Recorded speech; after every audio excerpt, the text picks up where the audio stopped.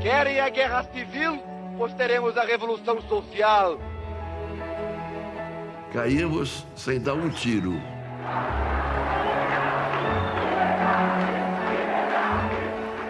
O povo veio à rua e reclamou eleições diretas já.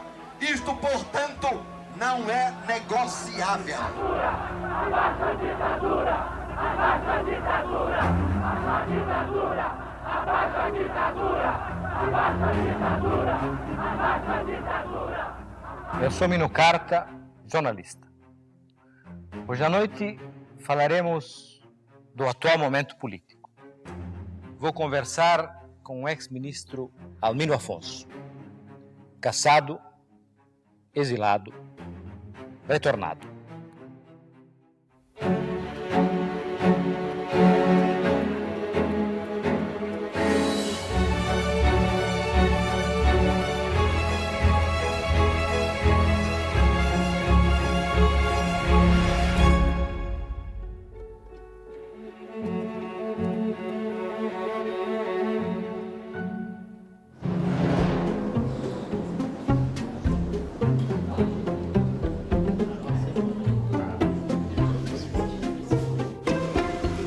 Bom dia a todos. O que vocês estão fazendo aqui? É melhor, hein? Faz muitos anos eu também fui candidato, viu? Mas hoje eu estou aqui como cidadão. Bom dia. Bom dia. Prazer em vê-los aqui nessa batalha. Com certeza, sempre. Na nossa vitória, hein? Com certeza. Foi em 1958. Eu tinha 28 anos. Olha quanto tempo, hein? Eu já morava em São Paulo há 7 anos. E os meus amigos de lá me convocaram. Venha, eu fui e ganhei a eleição em 3 meses de campanha. Manaus, 13 de julho de 1958. A deputada federal Ivete Vargas, presidente do Diretório Estadual do PTB de São Paulo, endereçou um longo ofício ao governador Plínio Coelho, enaltecendo as qualidades do Dr. Almino Álvares Afonso, candidato do PST e um dos mais fervorosos adeptos da Frente Nacionalista. Estou certa de que, se eleito, Almino será um grande companheiro na Câmara Federal e o Amazonas terá ganho um representante de primeira linha. Ela me saúda com cortesia porque eu era o chamado antigo líder estudantil em São Paulo e eu tinha uma presença numa época que a imprensa dava espaço para as lutas estudantis. É real isso. Você tem uma história de nacionalista, Almino, e era. Eu era do Partido Socialista, mas o que marcava mesmo era a luta do petróleo. Nós éramos nacionalistas e o nacionalismo era o petróleo, o monopólio estatal do petróleo. Essa era a batalha.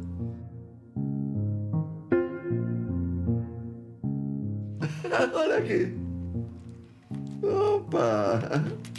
Essa é a nossa, no Congresso em que foi lançada a candidatura do Gilberto Prestino para governador, que era um contemporâneo meu de vida estudantil, inclusive no mesmo colégio, e eu tinha chegado daqui lá e tiveram a gentileza de me dar a palavra, né? Plena solenidade do Teatro Amazonas. É essa uma fotografia, para mim, que me lança na vida política de verdade, é essa fotografia. O teu é pra lá. O meu, eu voto depois de você. Primeiro eu vou lá. Então você tinha o palanque, onde os candidatos ali estavam, e em torno o povo, né? Então criava uma relação de comunicação muito direta, tanto durante o começo como a saída, os encontros. E ali nasciam votos, né? Nasciam votos. Então, tá. Não, a documentação deles? Tem, tá tudo Mas com ele. é Fica aqui, incorreto então. isso, é injusto. Vem pra ele. Estou vendo que eu protesto. Aqui, ó. Né? Vai ficar isso, não é justo, não. É do lado O senhor de cá. tem documento? Tem. Tenho documento, como não? Era ainda aquele período das cartas, era um papel, né? Um papel. Isso se prestava a muitas incorreções, não é? Mesmo na hora que você ia votar, estavam lá os adversários teus, estavam lá com aquela montanha de coisa, para encontrar forma de perturbar. Cumpriu. Ó, o seu comprovante. Muito obrigado. Posso voltar na próxima vez? Deve, por favor. Ah, filho, eu comentei ali que na próxima eleição eu terei 98 anos. Ave Maria, se eu A gente estiver... vem de novo. Se estiver por aqui... Tchau. Tchau, tchau. Bom dia. Bom dia, jovenzinha. Obrigada. Olha que sorriso, hein? Obrigada. Apoio a quem? Olha aí. Apoio.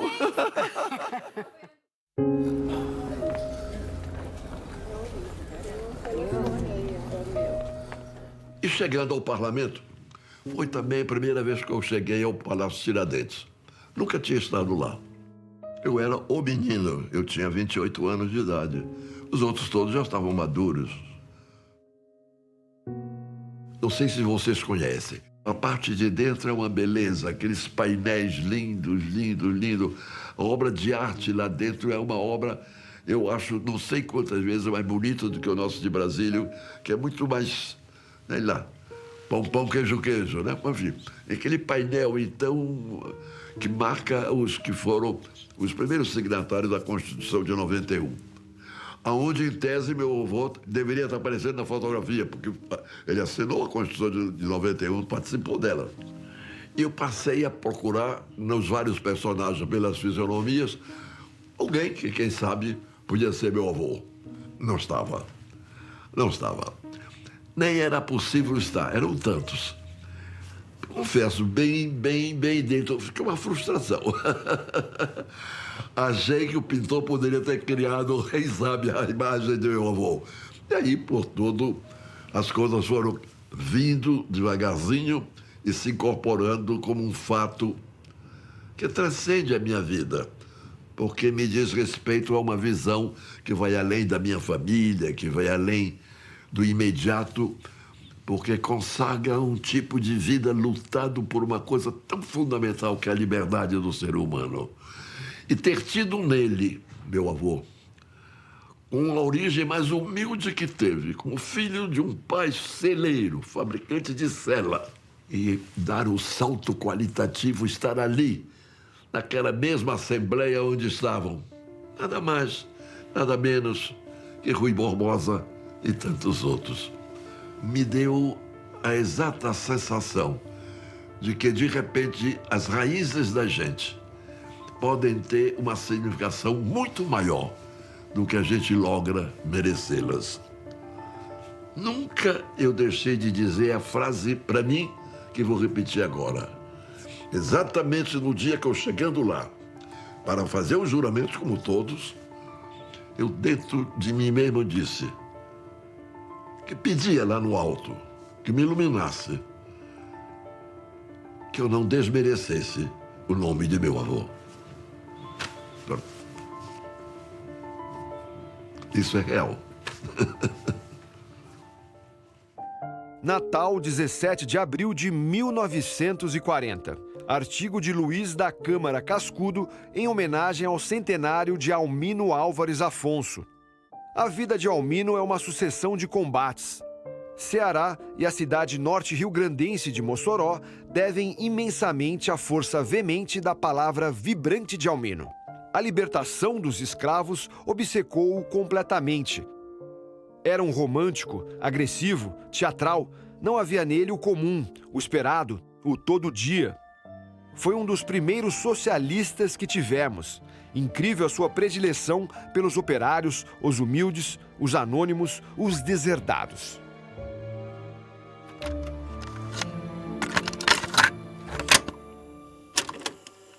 Tenho justificadas razões para sentir-me orgulhoso de poder, em nome do Partido Socialista Brasileiro, associar-me aos eminentes colegas nas homenagens que estão sendo prestadas a Luiz da Câmara Cascudo ao ensejo do centenário de seu nascimento. Relevem-me, não obstante, que eu destaque de imediato o quanto para mim foi luminosa aquela tarde perdida no tempo, quando tive a honra de conhecê-lo pessoalmente, na sempre acolhedora cidade de Natal. Foi o primeiro encontro. A rigor, o único, pois tudo mais foram influências que me envolveram desde que lhe ouvi a palavra fluente, como se houvesse aberto para mim picadas novas em meio à selva. Eu era deputado federal eleito pelo estado do Amazonas. Não escondia a juventude de meus 29 anos. Não tinha nada a dizer de mim mesmo, salvo as esperanças com que olhava o futuro. O que falar àquele homem, cercado de livros por todos os lados, de quem o governador Dinarte Marís dissera-me seu grande orgulho do Rio Grande do Norte? Meu embaraço, contudo, perdurou pouco. Câmara Cascudo, identificando pelo nome meus vínculos com o senador Almino Álvares Afonso, o andarilho da abolição dos escravos em Acarape, Mossoró e Manaus, iluminou-se. A palavra solta, como se disputasse com a agilidade do pensamento, revelou-me fatos, emitiu juízos, recobrindo o nome de meu avô com uma adjetivação tão consagradora que eu não sabia o que se impunha. Parou? É um exagero, né? É um exagero isso. Por quê? Porque me toca lá dentro. É o dia que eu tenho, na verdade, a grande abertura de uma vinculação minha com meu avô.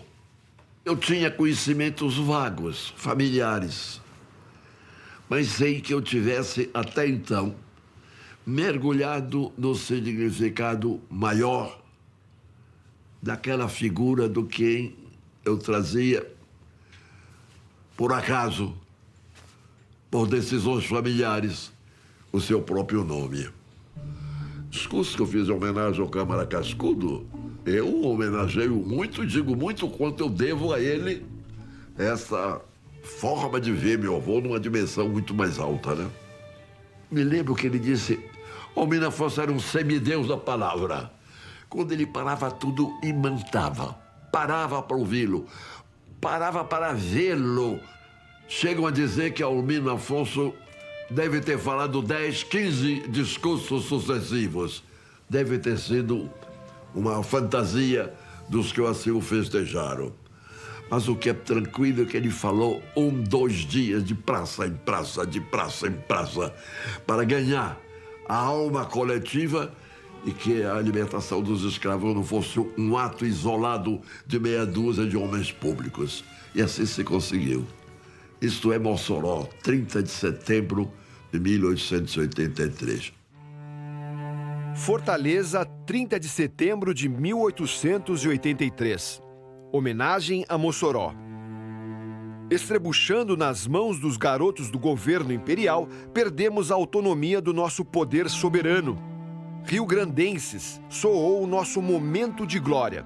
Vinguemo-nos com o amor dos brutos que nos felicitaram com o absolutismo. Mas se o amor não bastar, vinguemo-nos com a liberdade. O rio-grandense do Norte, bacharel Almino Álvares Afonso. A convite do governador Dinarte Marís, em 1959, eu havia ido a Mossoró participar das festividades comemorativas das jornadas de 30 de setembro de 1883.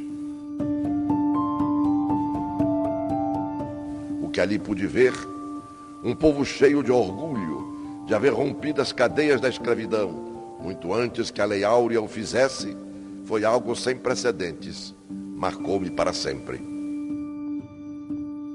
Como dizer algo àquele povo que falava de maneira tão forte a respeito de um episódio tão notável e tendo a imagem de meu avô numa presença tão eloquente, o que eu podia dizer?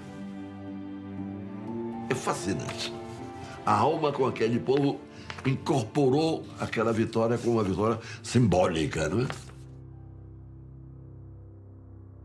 Fortaleza, 30 de julho de 1889. O nosso ilustre amigo, o benemérito abolicionista Almino Álvares Afonso, é candidato à deputação geral pela província do Rio Grande do Norte. Seria motivo de justo orgulho para o eleitorado rio-grandense poder colocar em uma das cadeiras de sua representação o ilustre publicista e tribuno que tanto honra sua pátria e seu tempo.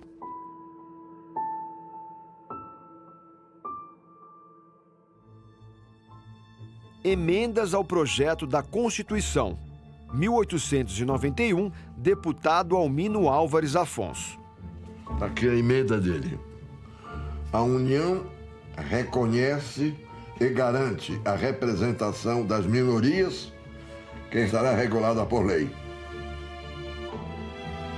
Nós, os representantes do povo brasileiro, reunidos em Congresso Constituinte para organizar um regime livre e democrático, estabelecemos, decretamos e promulgamos a seguinte Constituição da República dos Estados Unidos do Brasil.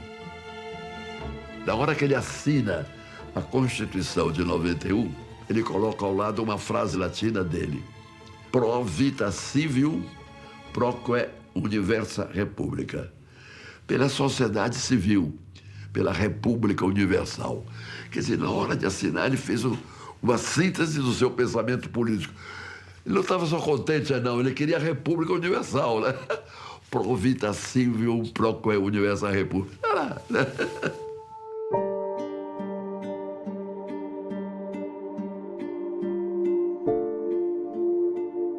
Eu fui escrever sobre o meu avô já no último mandato meu de deputado. As minhas manhãs eu passava em casa, não tinha sessão. Eu trabalhava com minha mulher, né? Muito. Manhãs inteiras, à noite igual. Foi praticamente um período final da minha vida de parlamentar. Eu fui extremamente ligado à pesquisa, a maneira de pesquisa, bem ou mal, para me levar a escrever um livro sobre Almino Afonso, né?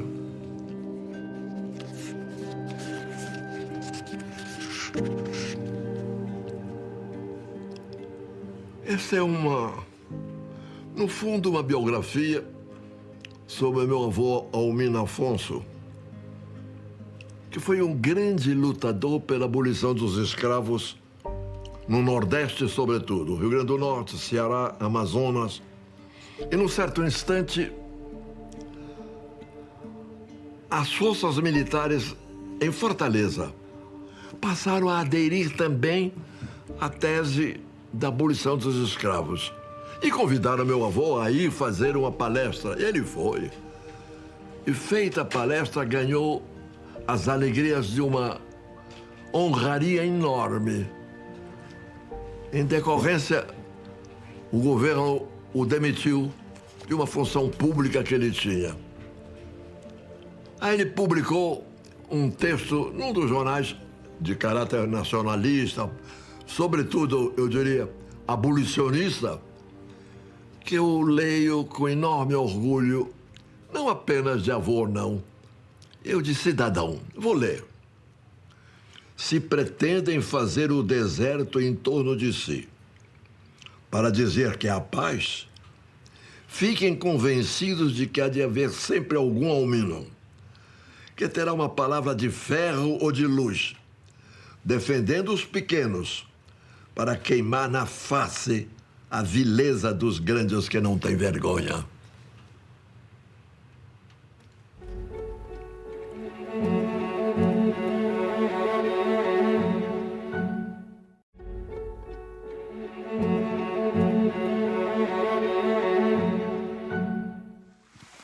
Almino Afonso, lembro-me de você nos tempos da Faculdade de Direito. Você era um brilhante líder do centro acadêmico e eu era apenas um calouro. Aqueles tempos, em que medida eram diferentes dos atuais? Eu tenho o privilégio de haver participado de uma juventude que conviveu com a reabertura política e democrática do país. Eu vim porque quis vir por a paixão de fazer direito aí em São Paulo, pela história da Faculdade de Direito, é Rui, é Joaquim Nabuco, é Castro Alves, tudo isso vivia na minha cabeça. Quando eu chego a São Paulo e me inscrevo na Faculdade de Direito de São Paulo, em 1950, nós vimos, eu vinha da minha geração, viver momentos bastante complicados, né? Período todo do Estado Novo, do Getúlio Vargas, né? Que era um Estado, obviamente, semifascista.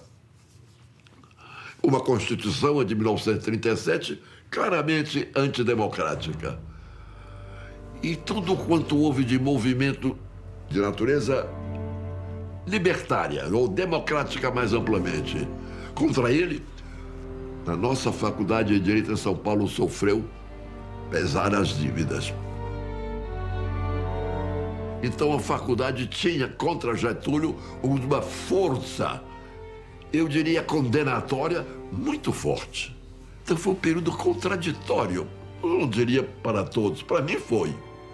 Como é que essa figura que tem esse modo de ser, que eu não vivi, mas a faculdade tinha vivido, e tem essa história anterior, vem num processo da maior significação do país, eu mesmo. O presidente Getúlio Vargas assina importante mensagem ao Congresso Nacional relativa à industrialização do petróleo brasileiro com capitais do país. A criação de um organismo, no caso do setor Petrobras, para termos a riqueza do petróleo e, com isso, um processo de industrialização, de modernização, Getúlio esboça isto desde sempre. Se você analisar o Getúlio do Estado Novo, em pleno Estado Novo, Estado ditatorial, ele criou o Conselho Nacional do Petróleo.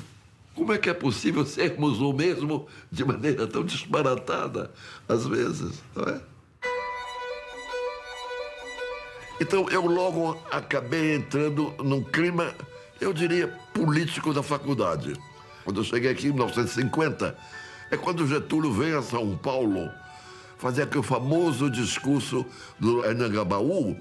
Em 1950, quando ele renasce a candidatura dele à presidência da República, etc. É um outro momento total para a Faculdade de Direito, não. Ele era a figura marcante da ditadura. Então a faculdade dele se veste de luto, inteiramente, veste de luto. Faixas, tem toda a faculdade ali, negra. E inventaram uma forma qualquer de, no centro, ter uma tribuna. E ali se falava. Eu não sei por que cargas d'água rapidamente descobriram que eu poderia dizer duas palavras. E, no caso, era uma forma tão fácil, era o anti-Getúlio, anti-ditadura, etc., que não tinha muita dificuldade. Ganhei espaço rápido para tarefas desse tipo, não é? Olha aí. Orador, segundo orador, olha aí. Quando veio o concurso nacional, então, havia um concurso interno na faculdade para ver quem representaria São Paulo no concurso nacional, né? Quem era a turma professora que presidiram o concurso? Miguel Reale, Godofredo da Silva Teles. Então foram eles que deram o tema inicial. Da unidade brasileira em face da pluralidade hispano-americana. Por que nós somos esse Brasilão numa América Latina de não sei quantos países que foram se subdividindo? Por quê? E eu tirei o primeiro lugar nesse concurso. Porque no final, depois de eu ter dito o óbvio, porque nós temos uma unidade territorial, eu fui arranjando tudo o que havia e fui. Havia um quê de razões. Mas ao término disso disse, mas senhores professores, ou sei lá o quê, apesar disso tudo, eu não me convenço. A unidade nacional é um milagre da história. Os professores ficaram encantados. Godofredo da Silva Teles terminou, quando ele veio me cumprimentar, me disse, Almino, você é um grande orador, você vai longe. Dito pelo Godofredo, que era um grande orador, quando eu tinha lá meus, sei lá que idade, não dá para esquecer.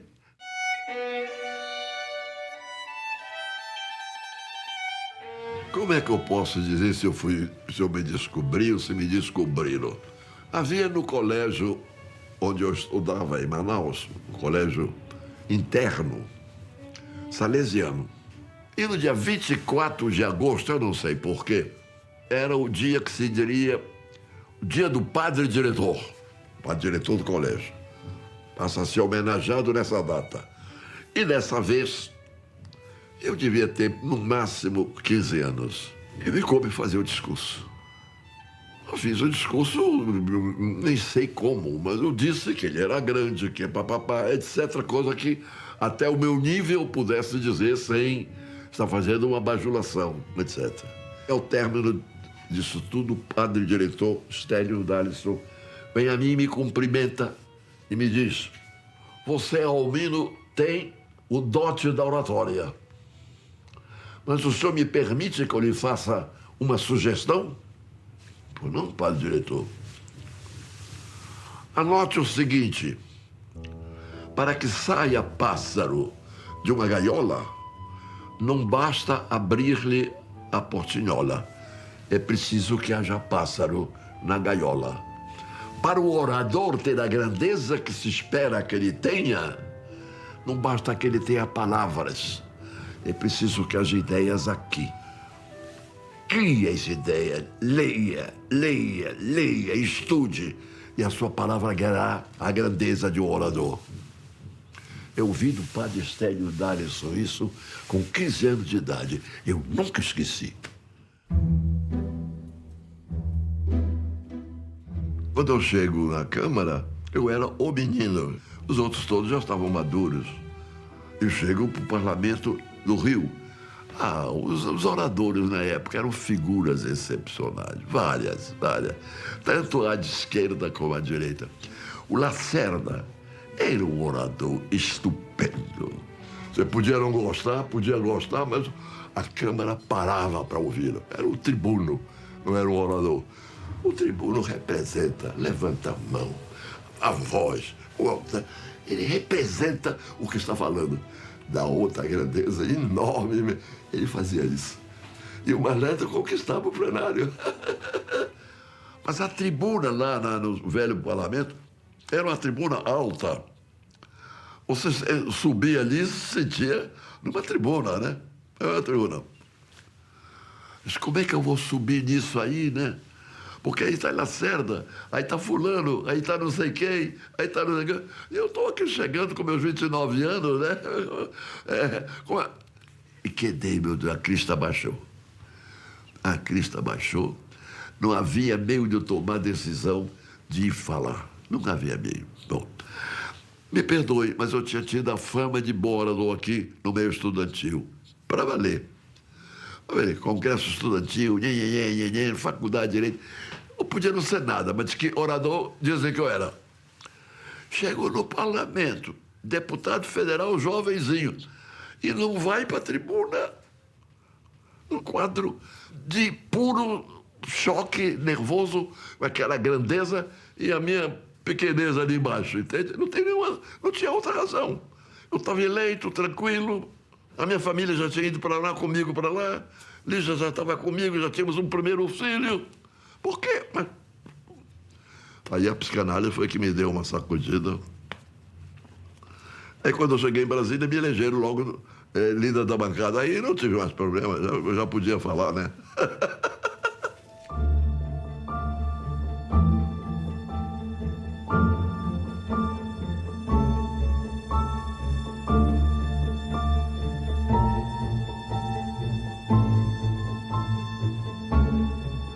Eu estava no meu gabinete, que era muito perto do plenário, quando vi uma dezena de jornalistas correndo, nos corredores da Câmara, correndo e gritando: Jânio renunciou, Jânio renunciou. Era uma coisa tão fora de proporção. Como?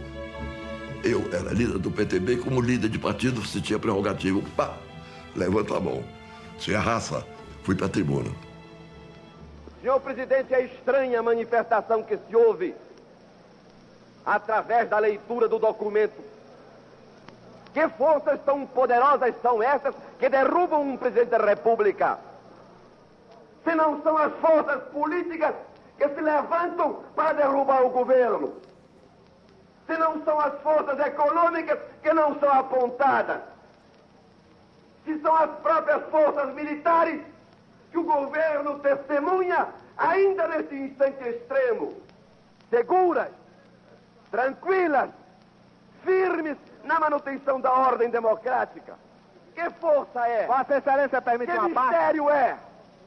Que estranho condão pode, nesse instante, derrubar um governo como se derruba um jogo de cartas? Senhor presidente, o Partido Trabalhista Brasileiro, nesse instante, fiel às suas tradições democráticas, não pode aceitar essa renúncia, senão como um golpe em que o presidente da República pretenda retornar ao governo à maneira de um ditador disfarçado, seja sob que forma for. Esse foi um discurso forte. Porque foi, como é que eu diria a vocês, rigorosamente algo de intuição. Algo de intuição. Instantânea. A mensagem que ele faz ao país, não, ele diz que agradece às Forças Armadas a ordem, o apoio. Aos trabalhadores, o apoio. Aos empresários. Ele elogia a todos, dando absoluto apoio ao governo. Por que renuncia? Porque não pode governar se todas as forças da sociedade, a começar pelo Exército, dão-lhe o apoio. Então, é algo. Conta o que é, então.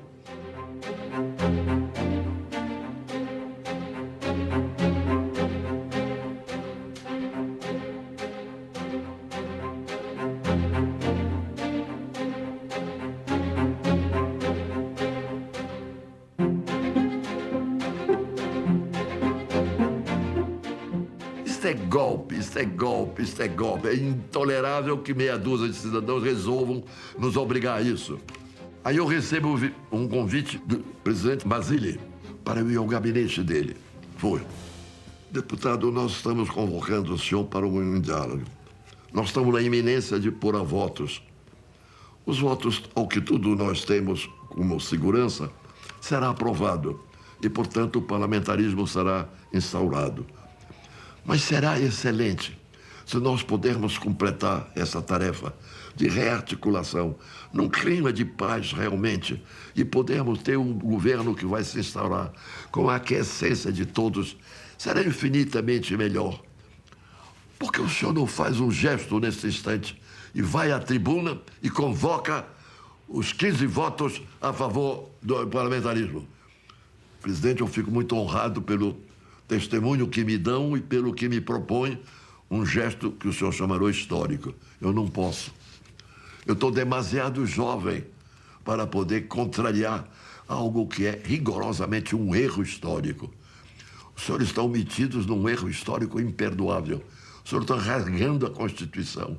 Quem rasga hoje assim, rasga amanhã em outras coisas. Cria-se um hábito de nós não temos por que respeitar, porque uma maioria ocasional pode rasgar. Sou contra.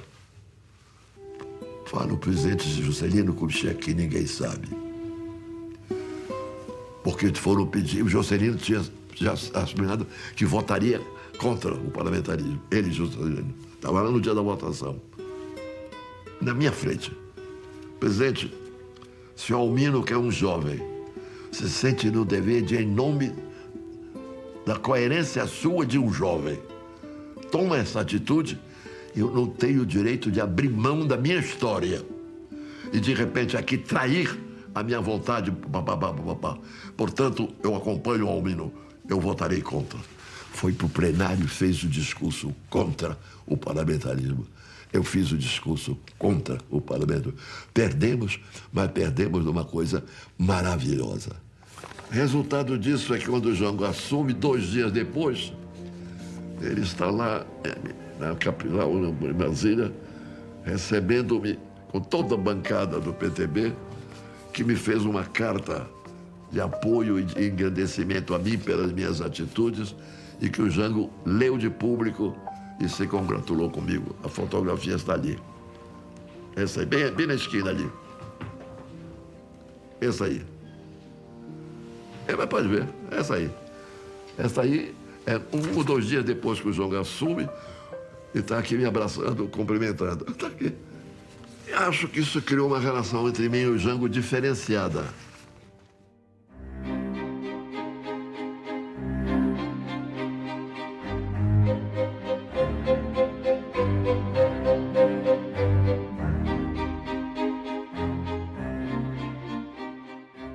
Presidente, o senhor vai me perdoar.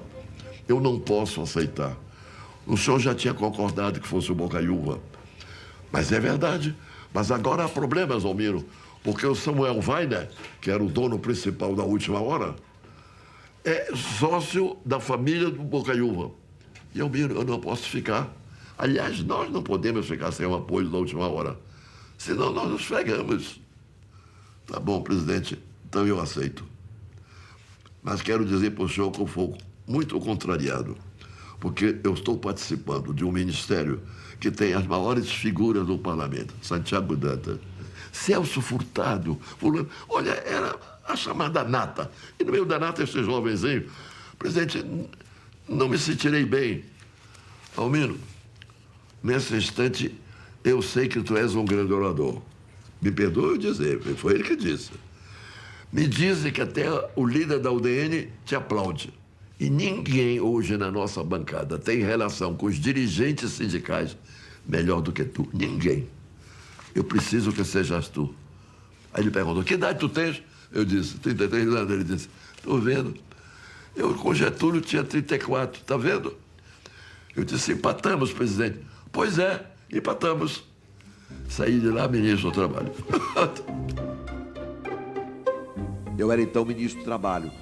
Era dever meu, de acordo com uma portaria que remontava ao primeiro-ministro do Trabalho, Lindolfo Collor, impedir organizações sindicais horizontais, porque isto era uma forma de ampliar a capacidade de pressão social dos trabalhadores. O CGT, portanto, que tinha este tipo de visão, era fatalmente enquadrável na proibição a que me refiro. Mas como era uma norma emanada de uma portaria, lançada por um ministro do Trabalho, outro ministro do Trabalho tinha igualdade de condições de anulá-la. Determinei que ela fosse anulada. Se vocês pegassem os jornais do Estado de São Paulo naquela época, o Almiro aqui leva pancada quase diária por causa disso. Quase diária.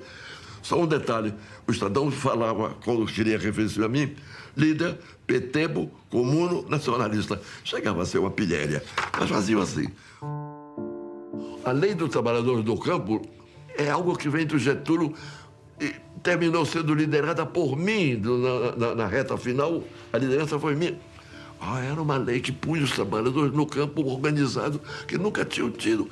A sociedade estava sacudida. Isso é real. O nacionalismo permeia tudo. O nacionalismo que já não se confunde com uma visão desenvolvimentista até então predominante durante o governo Juscelino Kubitschek, por exemplo, a época do ISEB. Ele pouco a pouco vai ganhando uma fisionomia anti-imperialista. E é em nome disto que o golpe veio. O golpe não veio para derrubar o presidente João Goulart. O golpe não veio contra o doutor Manuel Brizola. O golpe não veio contra o doutor Miguel Arraes. Eu acho que é importante, de uma vez para sempre, termos clareza sobre o significado daqueles anos. O golpe veio para conter a emergência das massas populares, que de maneira inorgânica tinham, entretanto, uma capacidade de pressionar e de avançar. Este é o significado real do golpe. Atenção, Brasil! Atenção, Minas Gerais! As tropas do 2º Exército, sob o comando do general Cruel, já sitiaram o estado da Guanabara. Que autoridade tem, senhor presidente? Esta minoria... Atenção, senhores realmente representativa... Peço aos senhores deputados que só se manifestem na forma dos estilos e da educação parlamentar. Pois esta minoria que aí está, senhor presidente, que não é a primeira vez que aplaude a sedição, que não é a primeira vez que aplaude a insurreição, porque eu os vi, eu os ouvi, eu os assisti a aplaudirem precisamente 3 ministros militares que também certa noite ousaram contra a Constituição. Mas eu me recordo também de que não tardou muito e o 3º Exército no Rio Grande do Sul se levantou em nome do povo. Eu me recordo de que os trabalhadores, não tardou muito, pararam o país em greve memorável, defendendo as instituições democráticas. Pois hoje se dará o mesmo. Tentem contra as instituições, tentem contra a democracia, e os trabalhadores hão de parar, porto por porto, navio por navio, fábrica por fábrica, e as greves vão também parar o campo. Eu quero saber quem é o povo quem é a maioria, quem fala em nome da lei, quem fala em nome da democracia. Se você me permite dizer, da minha historinha parlamentar, eu tenho 2 grandes discursos que eu guardo. Este é um. Eu considero um dos meus momentos maiores de força, porque eu rasguei a alma. Botei a alma para fora com tudo, né? Com tudo, né?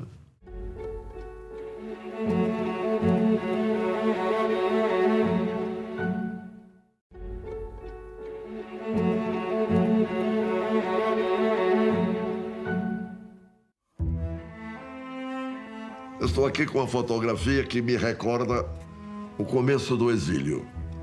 A bordo do Morrini, 18 de julho de 1964. Aparentemente está todo mundo feliz. É engano. Você não avalia o sofrimento que era deixar a família aqui na tanga, indo para um mundo que eu não sabia quando eu voltaria. Foi outra coisa. Belgrado, 15 de agosto de 1964. Meus filhos, façam de conta que nosso apartamento é um navio. Cheguem à janela e olhem bem para longe, bem longe, bem longe. Já pensaram tudo isso cheio d'água por todos os lados do apartamento? Pois era assim um navio em pleno mar. A água era azul marinho, era uma beleza. Pensei muito em vocês, em como o Rui e o Sérgio gostariam de estar vendo tudo isso. Será que a Gláucia gostaria também?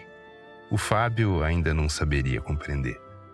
Espero que continuem sendo amigos uns dos outros. Irmão não briga com irmão. E Deus queira, posso ir logo para o Chile encontrar-me com vocês. Digam à mamãe que estou com muita saudade dela também. Bênçãos do papai. Final do ano de 65, veja bem, eu já tinha estado na Iugoslávia, já tinha vindo para o Uruguai, do Uruguai tinha ido para o Chile, que foi meados de 65. Final de 65, o ministro das Relações Exteriores, o ministro da Reforma Agrária, Jacques Chonchon, promoveu um jantar em sua casa em homenagem aos, como é que eu diria, as figuras ilustres dos exilados. Eram muitos. Celso Furtado, não sei o quem, Paulo de Tarso, mais Beltrano, grandes figuras. Eu fui convidado. Chego à casa, tem uma senhora jovem, simpática, que está recebendo. Olha, me olha e diz, não me diga que é o homem Afonso. Como? Não me diga que você é homem. E falando em português. Então me diga um pouco com quem eu estou falando. Você não me reconhece. Esta senhora tinha sido minha colega de lutas estudantis em São Paulo. Mas, Albino, diga uma coisa, e por que você não trouxe a sua senhora para o jantar? O convite foi extenso. Porque, veja, Maria Edia, veja, Maria Edia, eu estou aqui exilado há 1 ano. Eu continuo desempregado. Eu não pude ainda trazer minha família. Sim, não pude trazer sua família. Não esqueça que a sala era uma sala rigorosamente privilegiada. Estavam todos com altos cargos já na CEPAL, na OIT, na FAO, na Unesco. Estava todo mundo. E eu não estava, eu estava na beira da estrada. No dia seguinte, ela liga para a secretária e a secretária me liga. O ministro o espera às 2h da manhã. 2 dias depois eu estava sendo. 4 horas de conversa. De uma enorme elegância. Era um homem de formação cultural. E eu acho, com toda a verdade, que não foi nenhum mérito meu na conversa que se eu podia dar conta do projeto que seria, que era não tão da minha faixa de conhecimento. O fato é que nessa tarde eu fui nomeado expert da OIT, Organização Internacional do Trabalho, ganhando $2.000. Tá? Depois de 1 ano de desempregado, ganhando ajudas de amigos fraternos ou desconhecidos.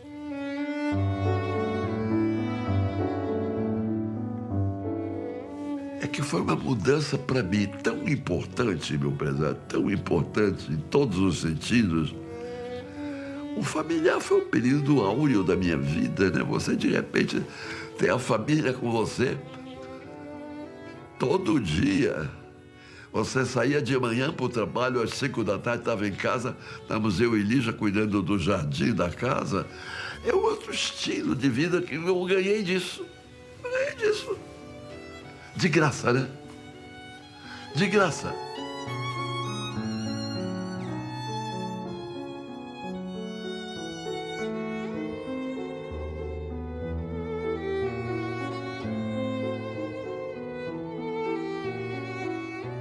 Eu tenho uma história de amor com a Lígia dos meus 17 anos de idade. Ela tinha 18. Tão marcante que não há nada, eu diria, nada da minha vida que ela não tenha tido uma presença de maior significação, em todas as etapas. Eu disse, eu vou começar a rascunhar a hipótese de um livro que tenha o caráter de uma carta. Como o que nos marcava profundamente eram as cartas. Ela morando em Manaus, eu aqui, 7 anos de namoro, ela lá e eu aqui.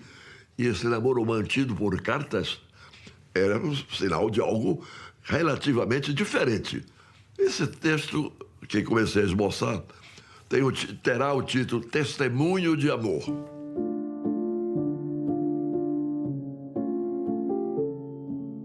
Lígia, meu amor, já não estás no limite das distâncias que eu conheço.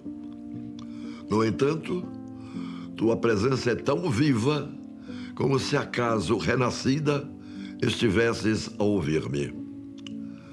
Mas nem sei se para tanto fora preciso reincorporar as dimensões da vida, como as que tiveste, até bem pouco, antes que absurdamente o crematório te convertesse em pó.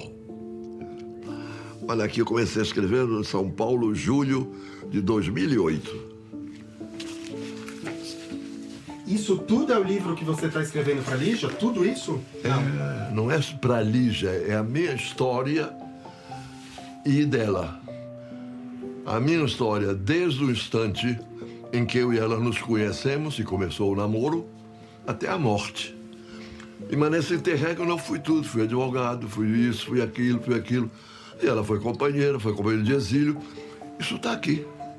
Apenas prova que existe o texto, né?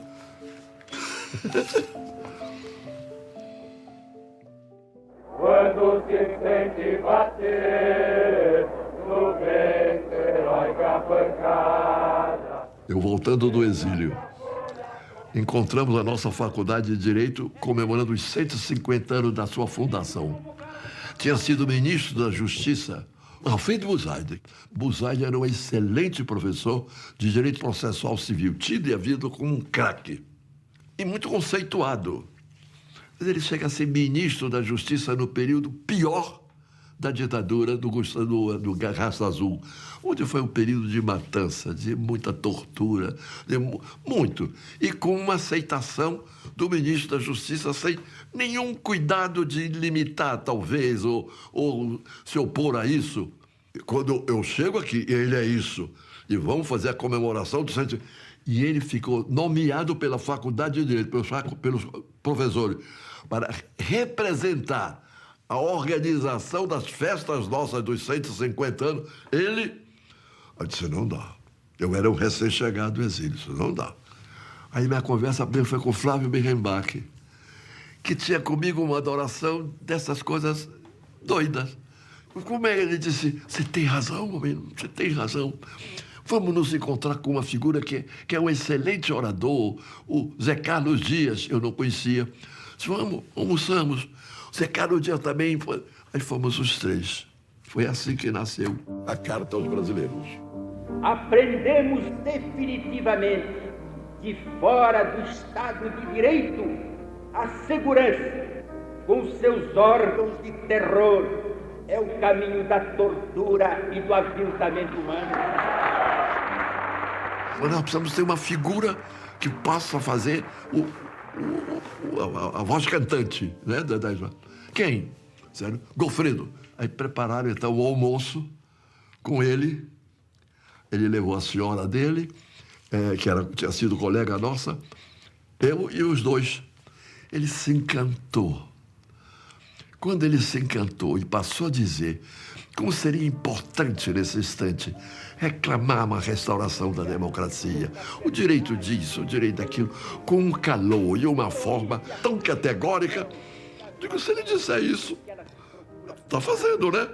Ditadura é o regime que governa para nós, mas sem nós. Aí que nós fizemos campanha mesmo para Deus e mundo, grandes figuras assinarem, e foi uma beleza, hein? A primeira, a segunda foi mais, né? A carta afirma que ataques infundados e sem provas questionam a lisura do processo eleitoral e o Estado Democrático de Direito. 45 anos depois, Almino Afonso, um dos idealizadores da carta, vai retornar às arcadas da faculdade. Esta convocação é a ânsia de que nós possamos realmente afastar toda e qualquer inquietação na linha de quebra da normalidade institucional e que o país como um todo se concentre em realizarmos eleições com segurança, com seriedade e com os projetos que o país precisa atentar e responder em nome do povo, em nome do amanhã, em nome de tudo que o nosso país tem o direito de querer ter.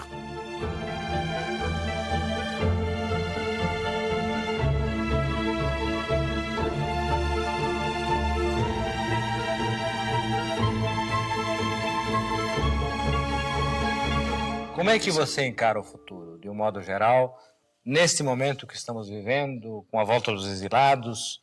Você foi um deles, foi um dos primeiros a voltar. Eu sou um otimista. Eu acho que a dinâmica do processo político brasileiro nesse instante é de abertura. Acho que a tendência natural é pela reconquista das instituições democráticas pouco a pouco. A minha pergunta é se ela é uma redemocratização para a minoria ou para a maioria. Daí a importância de partidos políticos que tenham compromissos com a maioria, assim como haverá outros que tenham compromissos com a minoria. Eu postulo, luto, combato pela necessidade de um partido que tenha a representação dos interesses sociais das maiorias, para que a democratização se faça em nome dos interesses das maiorias. É a maioria que respeite a minoria. É a maioria que tome em conta que ela sozinha não é nada. Salve palavra expoliativa, que em nome de achar que pode, decide em definitivo as coisas, né? É por isso que quando a gente reclama que haja o plebiscito ou referendo, que é uma norma que a Constituição de 88 dá e que não se cumpre, norma que quem regulamentou fui eu na minha última passagem pelo Congresso Nacional. Isso se acaba em nada. Então o parlamento fica ali numa falsidade ideológica. São uns tantos que mais ou menos nos concordamos. E sabe Deus por que nos concordamos também. E sabe Deus por que nos concordamos também.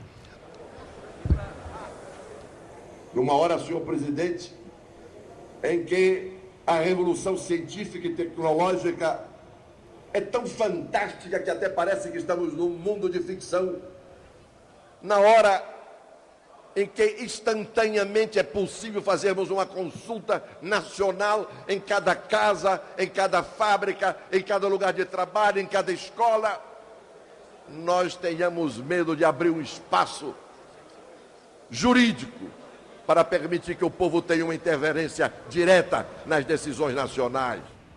Povo, ainda te lembras de mim? Meu amigo, aconteceu. Achei a minha aliança. Vocês não avaliam o que isso significa para mim. Puta que pariu. Acabei de ver lá aqui. Ó. Olha, ó. Isso aqui, meu prezado, tem a vida inteira, né? É a vida inteira, desde o noivado, depois o casamento, a vida. Tá aqui. O nomezinho dela aqui no meio.